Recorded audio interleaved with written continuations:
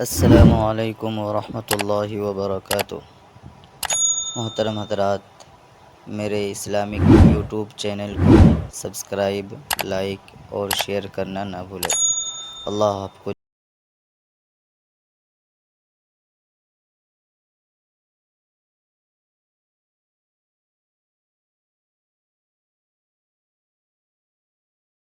نصلی علی رسول الکریم، اما بعد۔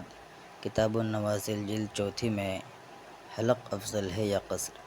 سوال کیا گیا ہے، کیا فرماتے ہیں علماء دین و مفتیان شرمتین مسئلہ ذیل کے بارے میں کہ افعال حج میں حاجی مرد کے لیے حلق اور قصر میں سے حلق افضل ہے یا قصر؟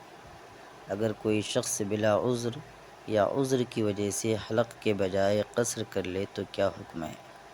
کتاب النوازل جلد چوتھی میں مفتی سلمان صاحب منصور پوری نے جواب دیا ہے۔ بسم اللہ الرحمن الرحیم۔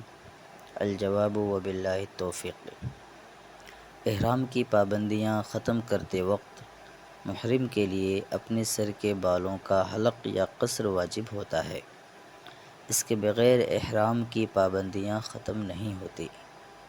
مردوں کے لیے قصر یعنی بال کتروانے کے مقابلے میں حلق یعنی پورے سر کے بال منڈوانا زیادہ اجر و ثواب کا باعث ہے۔ نبی اکرم صلی اللہ تعالی علیہ وسلم نے حجۃ الوداع میں اپنے سر مبارک کا حلق فرما کر ارشاد فرمایا، رحم اللہ المحلقین، یعنی اللہ تعالی سر منڈانے والوں پر رحم فرمائیں۔ تو صحابہ نے عرض کیا کہ اے اللہ کے رسول، سر کتروانے والوں پر بھی رحمت ہو۔ تو آپ صلی اللہ علیہ وسلم نے پھر یہی فرمایا کہ رحم اللہ المحلقین۔ تو صحابہ نے دوبارہ مقصرین یعنی کتروانے والوں کے لیے دعا کی درخواست کی، مگر آپ نے تیسری مرتبہ بھی حلق کرنے والوں ہی کے لیے دعا فرمائی اور چوتھی مرتبہ میں مقصرین کو دعا میں شامل فرمایا۔ یہ بات بخاری شریف ہے اور مسلم شریف اور اس کے علاوہ دوسری کتابوں میں ہے۔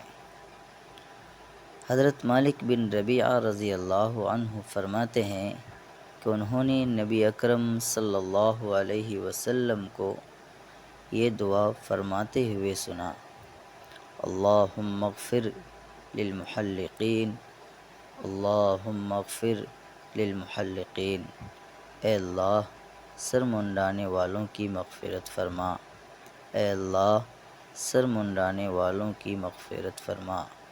تو مجلس میں بیٹھے ہوئے کسی صاحب نے فرمایا کہ وللمقصرین، یعنی سر کے بال کتروانے والوں کی بھی مغفرت ہو، اس کی بھی دعا فرمائیں۔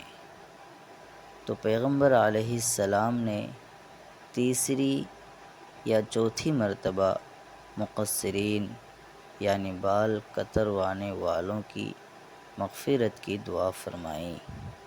اس کے بعد ارشاد فرمایا، وَأَنَا يَوْمَئِذٍ مَحْلُوقُ الرَّأْسِ فَمَا يَسُرُّنِي بِحَلْقِ رَأْسِي حُمْرُ النَّعَمِ أَوْ خَطَرًا عَظِيمًا۔ رواہ احمد، الترغیب والترہیب۔ اور میں آج سر منڈائے ہوئے ہوں اور میرے لیے سر کے بال منڈانے کے بجائے سرخ اونٹ یا عظیم مال ملنا باعث مسرت نہیں ہے۔ ان روایات سے معلوم ہوا کہ شریعت میں اصل مطلوب مردوں کے لیے سروں کا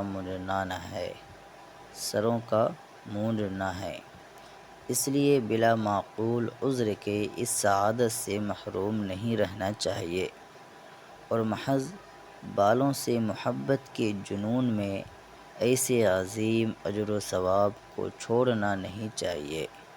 فقط واللہ تعالی اعلم۔ کتبہ احقر محمد سلمان منصور پوری، غفر لہ۔ الجواب صحیح شبیر احمد عفو اللہ عنہ۔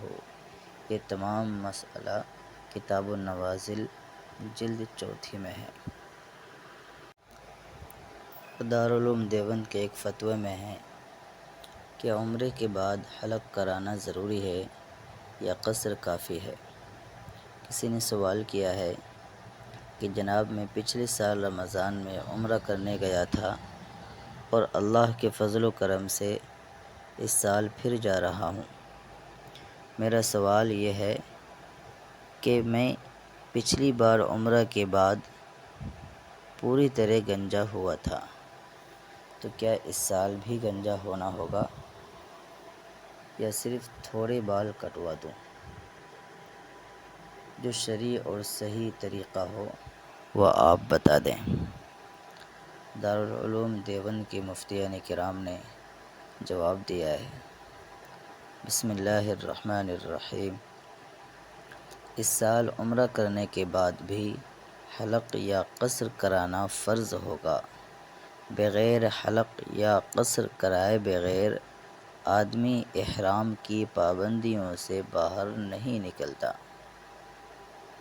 اگر سر کے بال انگلی کے ایک پور سے زیادہ لمبے ہیں تو پورے سر کا قصر بھی کرا سکتے ہیں، خواہ قینچی سے یا مشین سے، اور اگر ایک پور سے کم ہے تو حلق کرانا ضروری ہے۔ اس صورت میں قصر کرانا جائز نہیں۔ حلق کہتے ہیں استرے یا بلیڈ سے سر منڈانے کو، اور قصر کہتے ہیں بال چھوٹے کرانے کو، خواہ قینچی سے کرائے یا مشین سے کرائے۔ اور ایک بات یہ ہے، پور کہتے انگلی میں جو گیڑے لگے ہوئے ہیں تو ایک گیڑے کو ایک پور کہتے ہیں۔ اللہ تعالی عالم۔ دارالعلوم دارالافتاء دارالعلوم دیوبند۔